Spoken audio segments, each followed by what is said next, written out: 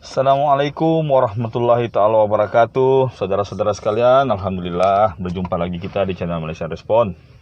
Kepada rekan-rekan yang baru mengikuti channel ini dan belum lagi orang cakap merespon dengan subscribe, saya mohon silakan subscribe rekan-rekan sekalian supaya cakupan kita makin luas dan perbincangan kita makin banyak. Oke lah, straight to the point tuan-tuan ya. Seperti yang kalian lihat, tajuk yang saya berikan adalah berkenaan dengan The Battle of Sulu ataupun pertempuran Pulau Sulu, pertempuran Sulu. Kenapa hal ini saya jadikan konten? Kerana tuan-tuan ada dua kepentingan yang sebenarnya kita tidak tahu tentang signifikannya perang Sulu. Yang pertama adalah mengenai fakta yang ada setakat ini daripada apa yang kita gali sebenarnya tidak berapa accurate, tidak berapa tepat. Banyak yang dipesongkan. Kedua, peperangan itu sendiri tuan-tuan. Seperti yang kita tahu, peperangan Sulu mengambil masa yang sangat-sangat lama. Selama 333 tahun. 333 tahun. Jadi satu tempoh yang sangat lama, sudah pasti ada banyak hal yang orang kata berkepentingan tetapi nampak tidak penting yang disembunyikan. Kenapa saya berani mengatakan ini tuan-tuan? Kerana seperti yang kita tahu, rata-rata sejarah kita orang Timur ditulis oleh orang Barat. Ditulis oleh para pengkaji sejarah Barat, yaitu Orientalis Barat. Nama pun Orientalis. Oriental bermaksud perkataan ketimuran. Mereka mengkaji sejarah di timur. Jadi apa untungnya mereka mengkaji sejarah orang? Orang Barat tidak akan melakukan sesuatu tuan-tuan kalau tidak ada kepentingan yang mereka perolehi. Itu yang kita tahu secara umum. Jadi kita sedia maklum, mereka menulis sejarah dengan tujuan untuk memesongkan sejarah tersebut untuk memihak kepada kepentingan mereka. Contoh terbesar adalah tuan-tuan, sejarah dunia lah kita ambil. Tidak payah ambil sejarah satu-satu, banyak sangat. Kita ambil sejarah dunia. Kalau kita perhatikan, kita ambil yang simple lah daripada kurun Masihi. Kurun awal Masihi. Kita tidak payah ambil yang sebelum Masihi. Kebanyakannya tidak ada kepentingan politik di situ. Tapi sejarah awal daripada lahirnya Nabi Isa alaihissalam atau tahun kosong. Itulah tahun kosong, tahun Masihi, yaitu tahun kelahiran Nabi Isa. Daripada kurun pertama sampai sekarang kurun ke-21, hampir semua sejarah ditulis dengan baik. Tawarikh dia ada satu-satu. Apa hubungan hal ini dengan ini, semua ada. Daripada kurun pertama, kedua, ketiga, keempat, kelima. Di kurun ke-6 dia putus. Di pertengahan kurun ke-6 sejarah tersebut putus. Di kurun ke-7 sama sekali tidak ada. Sejarahnya dilenyapkan. Lepas itu di kurun ke-8 barulah dia sambung balik. Jadi kenapa hal ini terjadi tuan-tuan? Kenapa? Kerana di kurun ke-6 dan ke-7 adalah kurun-kurun di mana kegemilangan empayar Islam sedang naik. Jadi mereka tidak mau ada sejarah yang menunjukkan bahawa empayar Islam ini betul, gemilang, cemerlang semua. Mereka tidak mau. Mereka mau menafikan hal ini daripada diketahui umum. Mereka mau kita terus-menerus memahami bahawa Renaissance ataupun perkembangan revolusi yang ada sekarang adalah semuanya daripada mereka, daripada orang Barat. Mereka tidak mau kita menoleh ke belakang dan melihat, oh ini sebenarnya orang Islam yang inisiatifkan. Mereka tidak mau hal itu.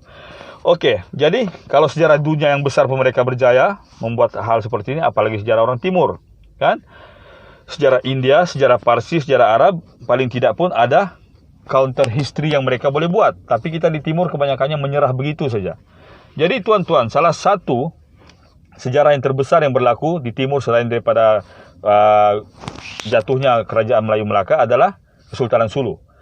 Tetapi tuan-tuan, hakikat yang kita lihat sekarang, sejarah ini dikecilkan. Skopnya diubah dan dikecilkan. Ada 3 hal yang mereka ubah. Pertama, tarikh. Kedua, peranan orang-orang yang ada di situ. Ketiga, isi konflik tersebut, skop konflik tersebut. Ya, mereka masih menetapkan bahawa sejarah yang jatuh di Melaka itu lebih besar. Karena apa tuan-tuan? Terdapat kesuksesan Portugis mengkristiankan atau memurtadkan orang-orang Melayu yang ada di kota Melaka pada masa itu. Mereka ada kejayaan sedikit di situ. Tetapi di Kesultanan Sulu tidak ada. Mereka gagal. Mereka gagal sama sekali menumpaskan kerajaan Sulu. Walaupun ada beberapa datuk-datuk yang sempat murtad, tetapi mereka secara total gagal menewaskan Sulu. Jadi mereka mengecilkan skop itu untuk menutup kegagalan mereka. Jadi okey, sekarang kita straight kepada peperangan tadi. Di awal-awal kejatuhan Melaka, walaupun orang Portugis yang sampai, tapi sebenarnya orang Spanyol, mereka melihat orang Portugis ini sebagai kaum yang lebih resesif. Mereka satu kepala, tapi dalam hati lain-lain. Orang Spanyol tetap melihat ini sebagai satu kegagalan. Kerana mereka didahului orang yang mereka anggap lebih kecil dari mereka. Jadi apa yang terjadi pada masa itu? Portugis sudah menguasai 2 pelabuhan utama, yaitu Goa di India dan pelabuhan Melaka. Jadi orang Spanyol tidak boleh limpas. Mereka terpaksa ikut jalur daripada Tierra del Fuego, daripada selatan Amerika Selatan sana untuk menuju ke pulau-pulau di Filipina. Jadi mereka datang ke sana dan mereka melihat bahawa Filipina pada masa itu dikuasai oleh Kesultanan Islam Sulu. Cuma Kesultanan Islam Sulu tidak mengislamkan keseluruhan orang-orang yang ada di Kepulauan Sulu. Majoriti orang-orang yang berada di Kepulauan Visayan, Kepulauan-Pulau Leyte, Panay, Negros, Cebu, Bohol, Masbat, semua belum diislamkan pada masa itu. Di Luzon ada kerajaan Islam, tapi cuma tertumpu di kota Manila yang diperintah oleh seorang Raja Islam Wakil Kesultanan Sulu, yaitu Raja Sulaiman. Ya, tengok, nama Raja Sulaiman pun orang tukar jadi Raha Sulaiman. Okey. Jadi tuan-tuan, selepas itu berlaku beberapa konflik. Contoh terbaik bagaimana mereka memasukkan sejarah adalah konflik antara Ferdinand Magellan dan Datuk Lapu-Lapu. Mereka menyatakan kononnya Datuk Lapu-Lapu adalah seorang pahlawan nasional yang bukan beragama Islam. Itu salah. Sebenarnya Datuk Lapu-Lapu adalah seorang yang berbangsa, kita tidak tahu sama ada Suluk ataupun Bajau, tapi beliau merupakan wakil Kesultanan Sulu dan beragama Islam dan sangat taat menjalani perintah Islam di kota Mactan berhampiran Pulau Sulu di depan San Fernando di Sulu, di Cebu sekarang. Ya.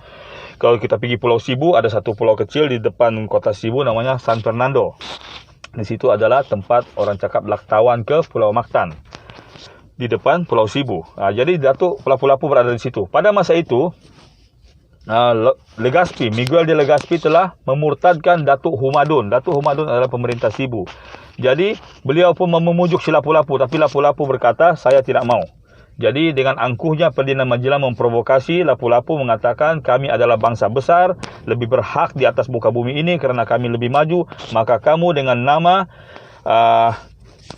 apa itu, dia petiklah agama Kristian punya petikan mengatakan bahawa kamu harus taat kepada saya. Lalu dibalas oleh Datuk Lapu-Lapu bahawa saya dengan nama Allah yang Maha Kuasa dan Maha Esa, saya tidak akan tunduk kepada apa yang kamu perintahkan. Lalu terjadi pertempuran, alhamdulillah Datuk Lapu-Lapu berjaya membunuh Ferdinand Magellan. Tapi sejarah yang ada sekarang telah dipusingkan, jadi menunjukkan Lapu-Lapu kononnya seorang pahlawan nasionalis. Sebenarnya tidak, beliau merupakan seorang pahlawan Islam. Jadi daripada situlah kita melihat bahawa skop peperangan Sulu tidak semestinya berlaku di Lupak Sug sahaja, tanah Sug saja, tidak. Dia berlaku di seluruh kepulauan Filipina yang dikuasai oleh Kesultanan Sulu. Itulah maksud the Battle of Lupak Sug. Dia tidak semestinya dilakukan peperangan itu di Kepulauan Sulu. Sebab itu kita tidak faham. Kita ingatkan, mana ada perang di Pulau Sulu? Ada dua pertempuran. Tapi pertempuran lain pun banyak berlaku di pulau-pulau lain di gugusan pulau-pulau Filipina dan di utara Borneo, di Sabah.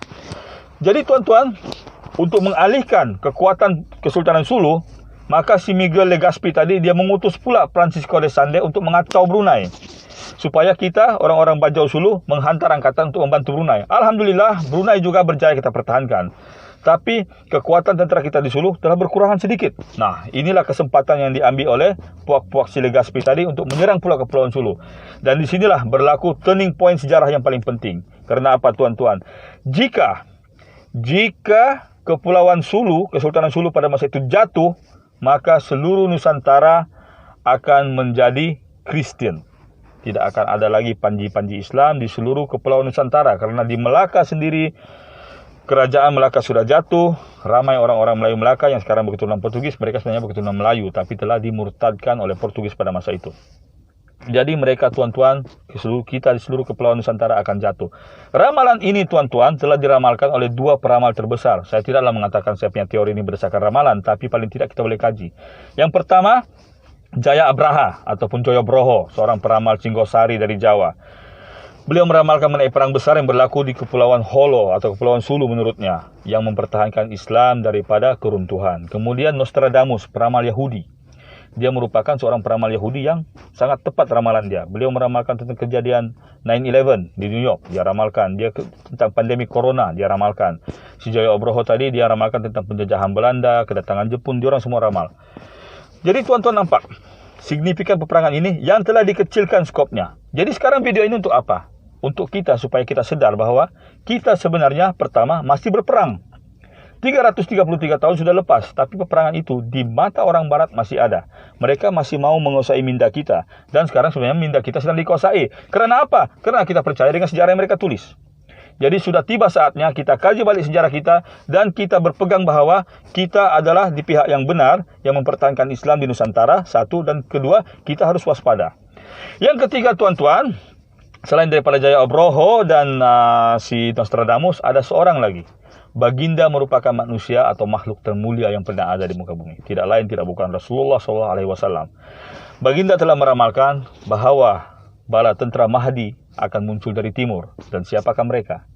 Mereka adalah kaum yang sedang dihina dan pernah ditindas, tetapi kaum yang paling banyak berhempas pulas mempertahankan Islam di timur. Siapakah mereka? Bangsa manakah yang paling banyak berjuang menitiskan darah di timur mempertahankan Islam, tuan-tuan? Selain saudara-saudara kita di Jawa yang berperang menentang Belanda, Bung Tomo juga adalah seorang syahid. Beliau mempertahankan bumi Indonesia daripada penjajahan Belanda. Presiden Soekarno juga seorang pejuang. Ya, rekan-rekan kita di Semenanjung Tanah Melayu yang mempertahankan Melaka daripada Portugis dan Belanda merupakan juga pejuang.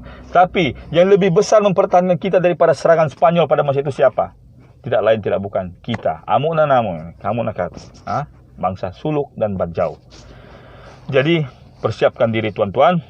Siapa tahu, kalaupun tidak apa orang cakap, tidak apa, tapi paling tidak kita bersiap sedia. Kerana apa yang dikatakan oleh Rasulullah itu adalah sabda. Dan sabda Rasulullah tidak ada satu pun yang terpesong. InsyaAllah. Assalamualaikum warahmatullahi ta'ala wabarakatuh.